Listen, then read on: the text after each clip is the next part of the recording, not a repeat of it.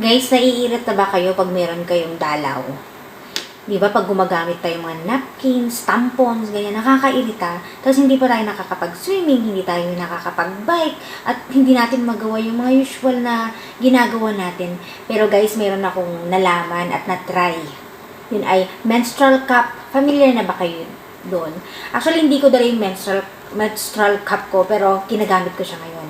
Ang galing niya guys, kasi pwede ako mag-swimming, pwede akong mag-zumba, pwede akong mag-tumbling-tumbling na walang leak. Kasi nga, cup lang siya. Hindi ko kasi dala ngayon. Siyempre, alam, hugutin ko, no?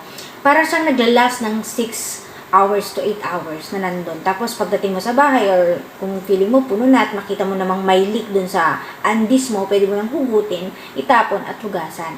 At saka guys, makakatipid ka dito. Unlike yung pagbili ng tampons, napkin, every month bumibili ka, no? Tapos, everyday ka nag-change ng 3 beses, di ba? Maksaya sa pera, pero tong menstrual cup, guys, 5 years siya naglalas. So, makakapag-save ka na okay ka. You want more? Sa next video, papakita ko kung paano gamitin.